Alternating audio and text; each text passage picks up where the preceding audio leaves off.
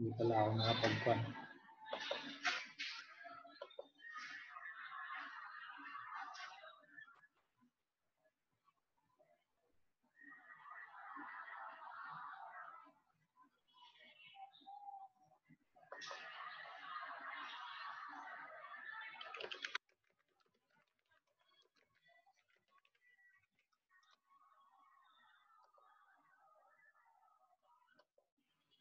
Ben, ilang putol.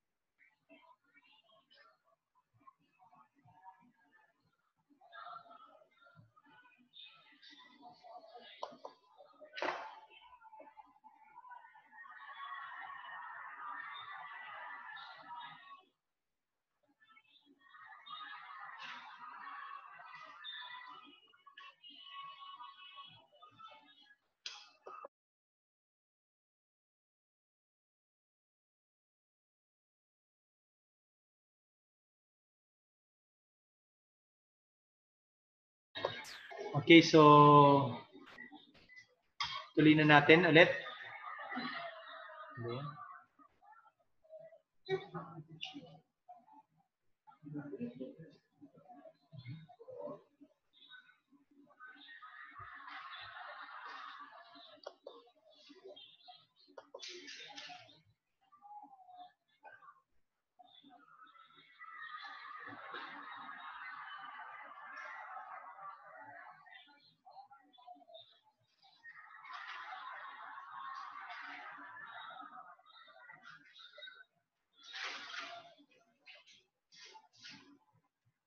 Okay, so let's continue. Mayroong namang makulit dyan. Yan mo lang maglaro mo para hindi...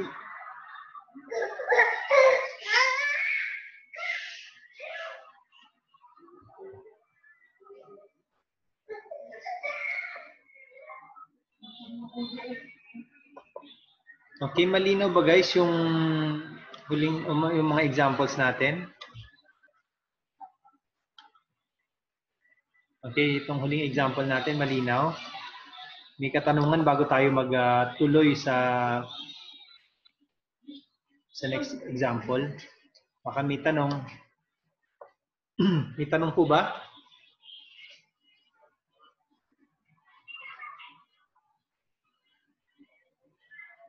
Wala. Okay, so let's have the example on quotient rule. Okay, sa quotient rule naman, so from the name itself, we will consider a quotient. Okay. So pag may nakita kayong rational function, automatic we will be applying the quotient rule. Merong mas komplikadong way, pero wag na natin gawin. Kaya mas komplikado yun. So, paano naman ang quotient rule? Just like yung ating ginawa kanina sa product rule, ganun ulit. We identify first kung alin yung numerator at saka denominator. And then we get the derivative separately. Para magawa natin siya ng mas maayos. Okay? So, kunin natin ulit ang derivative ng bawat isa. So, derivative ng 3x plus 1 ay 3. And then derivative ng x squared magiging 2x and then minus 5. So, we have this. Okay?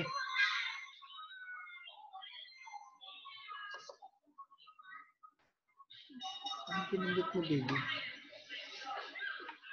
Okay, so ano nangyari? So, we have this. So, to get the derivative, ang gagawin lang natin ay, again, the derivative, we copy the denominator. Denominator muna, tapos derivative ng numerator, and then minus, copy the numerator, derivative nito. So, we copy v prime, and then divide by the square of the denominator. So, we have this. Okay? So, denominator, derivative ng numerator, so ito siya, minus yung numerator, derivative ng denominator over kung ano yung denominator, we square it. Okay?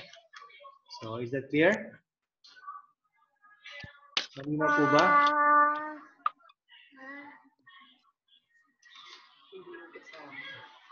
Okay. Malinaw po ba, guys? May katanungan pa po ba? And then you just simplify that. Pag sinabi nating simplify, siguro hindi na natin kailangan i-discussion, no? You just expand and then combine like terms and so on and so forth.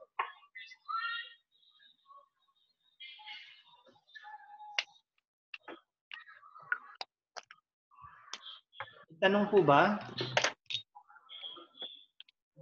Napakatahimik naman ng mga kausap ko. Mas maingay pa tong nasa tabi kong makulit. Ano, wala bang tanong? Ang tanong naman kayo, utang na loob. Parang hindi ko alam kung nakikinig ba. Nakikinig ba kayo? Nakang hindi. Ano ba yun? Wala man ng... May nakikinig pa ba? Nakikinig pa ba kayo, guys? Opo, sir. Opo, sir. May tanong ba? Kung may tanong, huwag kayong mahiya. Mas maganda kasi nang may tanong para ito paano, nalalaman ko kung naiintindihan nyo. Kasi pag walang tanong, basically, ang pagkakaintindi ko dyan, hindi nyo naiintindihan. Baka may tanong kayo, huwag kayong mahiya.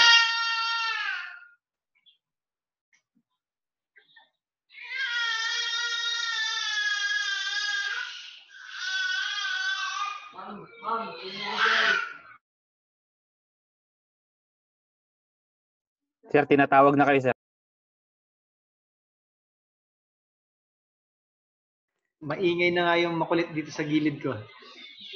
May tanong ba? Pag may tanong, huwag kayong mahiya. Sir, wala kayong example ng may radical sa quotient. May radical sa quotient. Meron ba nun, sir? Oo naman, pwede yun. Ay, Gagawin, sige. Gawin natin. Gusto niyo ganon?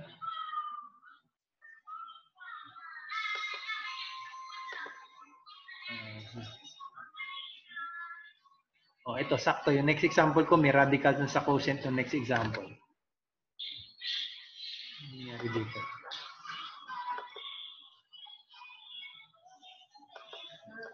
Ito, kahit pa paano, ito, may radical siya. Haban. Sabi mo may radical, di ba? Pag may radical, ganun pa rin naman yon. Ang nangyayari lang doon, at saka ito, may narinig ko kanina mahaba. Huwag kayong matatakot sa mahaba. Okay? Kasi usually, pag mahahaba, masasarap. Di ba? Masarap gawin. Lalo pag napapalabas natin yung maayos. Pag alam, masarap, sir, pag alam. Oo naman.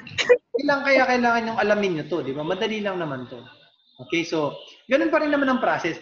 Tandaan nyo sa math, napakadali ng mga bagay-bagay basta alam nyo yung process. Kahit gaano pa yan kakomplikado, basta alam nyo yung process. Nako, walang mahirap. Okay, so kunwari ito. Nakita nyo kanina medyo mahaba. Pero kung malaman nyo yung process, ay, ganun lang pala yun, napakadali lang. O, ganun pa rin. So, identify natin yung numerator at saka denominator. So, yung numerator natin ay square root of x plus 1. Diba pag may square root, gagawin lang natin siyang exponent ulit. So, magiging yan siya. Okay? So, ganun din sa denominator. Ay, sorry. Kunin na rin natin derivative pala. So, derivative nito, magiging, ibababa lang natin yung exponent, 1/2 minus 1, magiging negative 1/2. Derivative ng 1 ay 0. So, yun ang magiging derivative. So, yung denominator, ganun din. Natakpan ng mukha natin yung... Okay, ganun din. So, ito, exponential form natin. Derivative, very similar. So, yun pa rin. Diba? Now, paano natin kunin yung derivative? Denominator, kukopin lang natin ito. Derivative nung numerator ito, minus, yun, ito. Times that, and then divided by square ng ating denominator. So, ito lang siya. Tapos na. So, pwede na lang natin siyang i-simplify. Ito sinimplify ko ata dito kasi mas madali siyang gawin. Kung minultiply natin ito, di ba, ito, x to the 1/2 lang yan. Times x to the negative 1/2 magiging 0. Di ba? So, matitira 1/2 na lang. And then, we have negative 1 times this. So, negative of this. Ito naman, ito ulit magiging negative, ay magiging 1/2 na lang siya. Right? Kasi, square root of x times x to the negative 1/2, parang ito x to the 1/2 times x to the negative 1/2. Di ba pag multiply tayo ng same base, ano ginagawa sa exponent? Ina-add lang natin, di ba? So, nagiging 0 yung exponent. So, nagiging 1/2 na lang siya. So, ito na lang siya. Ma'am, may color tayo dito. Pwede? Oh, actually, ito, pinakita lang kung paano mag-distribute. Tingnan ko lang sa Okay, so dinistribute siya na ito times that. So, ito, di ba? yung color. Ito magiging 1/2 na lang siya. So, ito na lang. Tingnan mo ito. Okay? Minus ito, 0 lang yan, di ba? Tapos ito, negative 1/2. Negative 1/2. So, magiging negative 1. Kaya naging ganito na lang. Malinaw?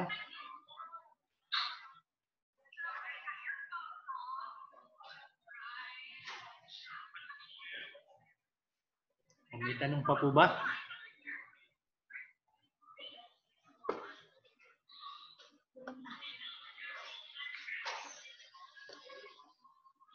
Okay, so mukha siyang napakahirap. Nung kanina nakita niyo parang puro linya, parang akala niyo Babylonian yung nagsulat, di ba? Pero nung inisa-isa natin at nakita natin yung process, ay madali lang pala. Di ba? So ganun din lang sa kahit anong gagawin natin. Wala akong ibibigay sa inyo na hindi natin nagawa. Tulad nito, quotient lang yan. Lalagyan lang natin ng konting etchos, konting palamuti. Pero parang ganun pa rin naman ang process ng gagawin niyo. Susundan niyo lang yung process na ginawa natin. And then, you'll come up with a very simple or very nice answer.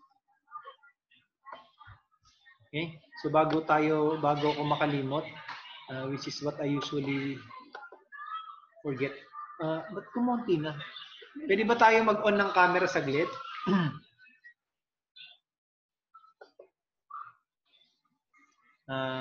Pwede ba tayo mag-on ng camera saglit para magpipicture lang tayo ng for tawag dito, for documentation purposes. Ang hinahanapan tayo dito sa PUP ng ganito. Sabihin hindi tayo nagkaklase. Paki-on po ng camera nyo for 5 minutes. Basta makita lang yung mga mukha nyo, okay na yun. Baka yung iba dyan bagong gising pa lang. Para makita ko naman yung mga magaganda at gwapo niyong mukha. Yung isa, nakahiga po. Sarap ng buhay. Si Robin, no? Sana all nakahiga na. Nice ace. Masama ba pakiramdam mo? Ha? Opo, sir. Ulo, sir. Mukhang, Ulo, sir. mukhang lasing ka pa, ha? Hindi ka ba wala ka?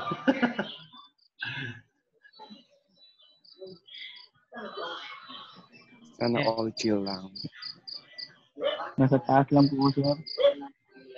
Kasi, Mr. Valencia, Miss ba to? Ano ba to? Myetics? Miss or Mr. Morilla, Kenneth, Mr. Kenneth. Paki-on please ng ayun, babae pala. How do you say your name, Miss Morilla? Myetics? Myetics? Ha?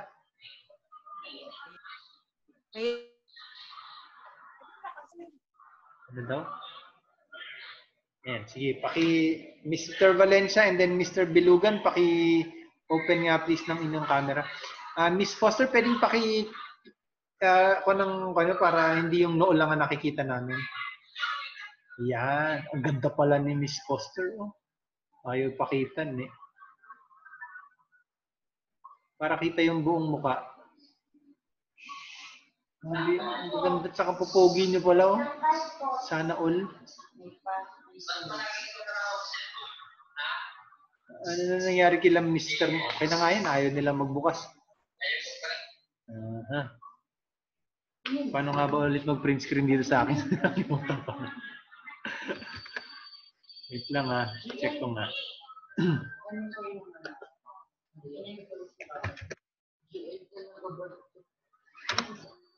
Okay na ba yan? Tsura ni dyan. Saan na ba siya? Send na ba?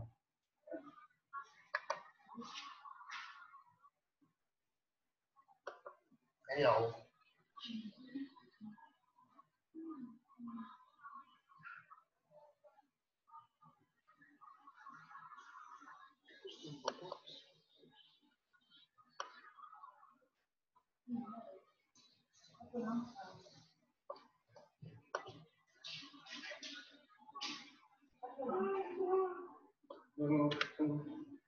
Ibalik mo yan doon.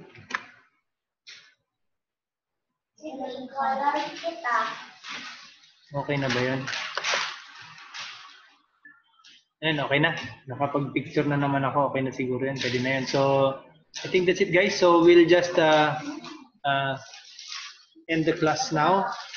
Next meeting natin, tuloy natin ibang theorems. And then afterwards, pero bago natin ituloy, magpapaquiz ulit ako on limits. Maybe by next week, mag-upload ulit ako ng quiz. Ganun ulit. Nasagutan nyo na pala yung quiz natin, guys. Okay, so madali lang naman yung quiz. Basta ingatan yung masubmit agad kasi pag nasubmit yun, tapos na. Pero pag hindi nyo nasagutan Sir, November lahat, 16 po, no? Oo, nakalagay doon. November. Isang linggo pa yun para siguradong walang pakisabihan yung mga hindi alam or hindi Opo, sir. Salamat po.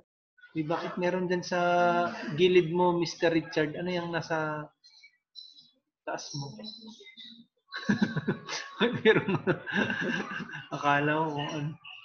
16. 1 week naman yung actually dapat supposed to be hanggang ngayon lang yun. Kaso last week kasi hindi tayo nag-meet. Kaya ngayon ko na lang in-upload. Hindi daw mabuksan eh. Ba't tayo hindi mabuksan yung camera mo, Mr. Bilugan? Okay na yan. So basta pag nag-upload ako ng quiz, sabihin ko siyempre sa Google Classroom and then sa GC natin. And then yung mga iba na hindi pa na guys, wala akong masyadong way on how I can tell kung nakapagsagot na lahat So basta after the due date, wala na yon ha. Paki-remind na lang yung ibang mga classmate na rin. Unless hindi ko sa i-check lahat or pag hindi pa ako nag-record, doon ko lang malalaman kung may mga hindi nagsagot. Okay po. So kung may katanungan, wag mahihiyang magtanong paki-post na lang din sa Google Classroom or sa GC. Pero wag sa GC, natatakpan din minsan eh. Pero kung sakali, pwede nyong itanong. Or better yet, kapag nagdi-discuss tayo, pakibasa na beforehand yung ating module para meron rin tayong foresight kung anong gagawin natin at matatanong natin kung ano yung mga possible na questions. Okay po ba? Halina po. May tanong? Wala na. Yes, Aldrin, may question? Wala po. Okay. So, kung wala nang tanong, sige, ingat kayo lagi, maghugas ng kamay at magpakabait. Okay? Okay, bye. Ingat po. Ingat kayo. Thank you, sir. Thank you. Ingat. Ingat po, sir.